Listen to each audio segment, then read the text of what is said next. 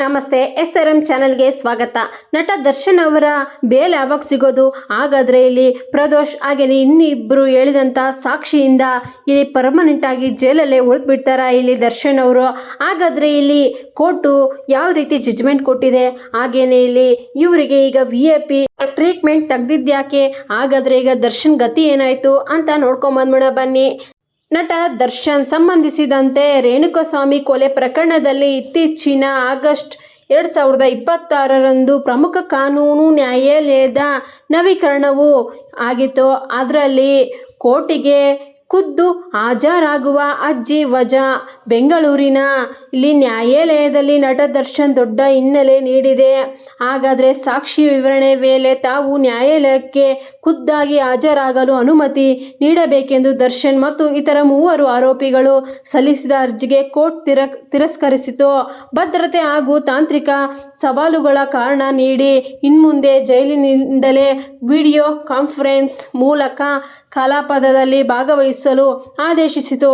ಆದರೆ ವಿವರಣೆ ವೇಳೆ ಜೈಲಿನಲ್ಲಿಯೇ ತಮ್ಮ ವಕೀಲರೊಂದಿಗೆ ಮುಕ್ತವಾಗಿ ಮತ್ತು ಖಾಸಗಿಯಾಗಿ ಸಂವಹನ ನಡೆಯಲು ಇಲ್ಲಿ ಅವಶ್ಯಕತೆ ಹಾಗೂ ವ್ಯವಸ್ಥೆಯನ್ನು ಕಲ್ಪಿಸಿದೆ ಜೈಲಿನ ಅಧಿಕಾರಿಗಳಂತಲೇ ಹೇಳ್ಬೋದು.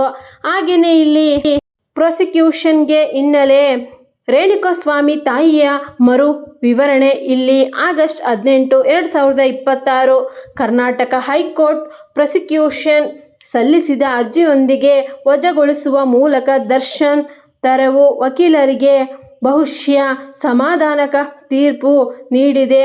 ಕೊಲೆಯಾದ ರೇಣುಕಾ ಕುಮಾರಸ್ವಾಮಿ ತಾಯಿ ರತ್ನಪ್ರಭಾ ಅವರು ನ್ಯಾಯಾಲಯದಲ್ಲಿ ನೀಡಿದ ಹೇಳಿಕೆಗಳಲ್ಲಿ ಕೆಲವು ಸಣ್ಣ ಪುಟ್ಟ ತಾಂತ್ರಿಕ ವ್ಯವಸ್ಥೆಗಳಿದ್ದವು.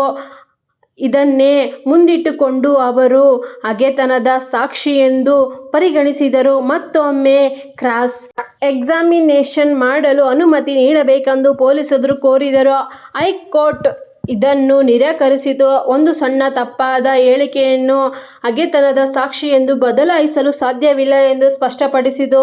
ಪ್ರದೋಷ್ ಸರ್ಕಾರಿ ಸಾಕ್ಷಿ ಆಗಲು ಪ್ರತಿಕ್ರಿಯೆ.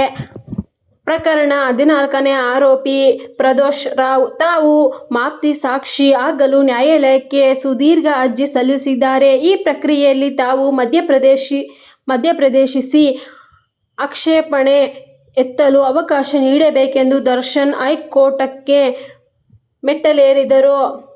ಆದರೆ ಹೈಕೋರ್ಟ್ ಸಹ ಆರೋಪಕ್ಕೆ ಕ್ಷಮೆ ನೀಡಲು ಪ್ರಕ್ರಿಯೆಯಲ್ಲಿ ಮಧ್ಯಪ್ರವೇಶಿಸಲು ಇತರೆ ಆರೋಪಿಗಳಿಗೆ ಕಾನೂನಿನಲ್ಲಿ ಹಕ್ಕಿಲ್ಲ ಎಂದು ದರ್ಶನ್ ಅವರನ್ನು ಮೇಲ್ವಿಚಾರಣೆಗೆ ಸಂಪೂರ್ಣವಾಗಿ ವಜಾಗೊಳಿಸಿದೆ.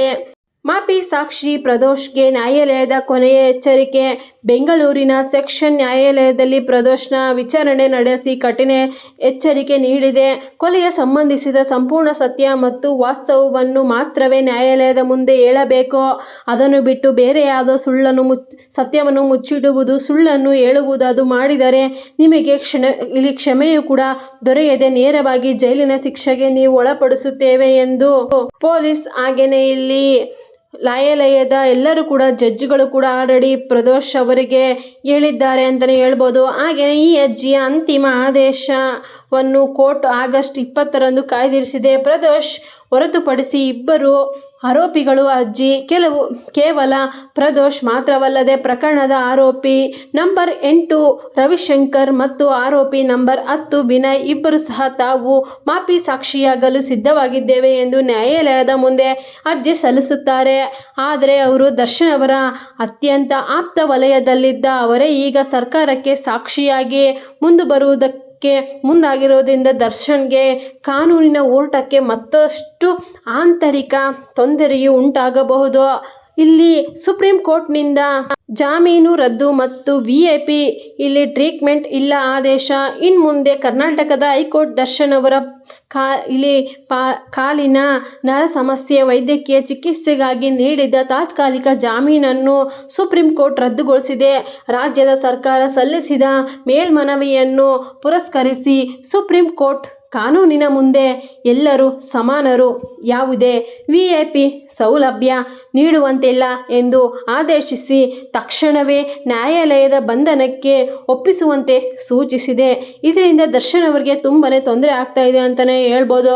ಸಾಕ್ಷಿಯ ರಕ್ಷಣೆ ಮತ್ತು ಬೆದರಿಕೆ ತನಿಖೆ ಪ್ರಕರಣದ ವಿವರಣೆ ವೇಗವಾಗಿ ನಡೆಯುತ್ತಿರೋದ್ರಿಂದ ಇಲ್ಲಿ ಪ್ರಾಸಿಕ್ಯೂಟರ್ ಸಾಕ್ಷಿಗಳಿಗೆ ದರ್ಶನ್ ಅಭಿಮಾನಿಗಳಿಂದ ಬೆಂಬಲಿಗರಿಂದ ತುಂಬಾನೇ ಬೆದರಿಕೆ ಕಾಲ್ಗಳು ಬರ್ತಾ ಇರೋದ್ರಿಂದ ಪೊಲೀಸರು ತನಿಖೆ ಇಲ್ಲಿ ನಡೆಸುವಲ್ಲಿ ಸಾಕ್ಷಿಗಳನ್ನು ಭದ್ರತೆಗಾಗಿ ಪೊಲೀಸರು ತುಂಬಾನೇ ಕಷ್ಟ ಬೀಳ್ತಾ ಇದ್ದಾರೆ ಅಂತಾನೆ ಹೇಳ್ಬೋದು. ಇದಾಗಿತ್ತು ಇವತ್ತಿನ ಬ್ರೇಕಿಂಗ್ ನ್ಯೂಸ್. ನಿಮ್ಗೆ ಏನಾದರೂ ಈ ನ್ಯೂಸ್ ಇಷ್ಟ ಆದರೆ please like and share comment. Thank you for watching.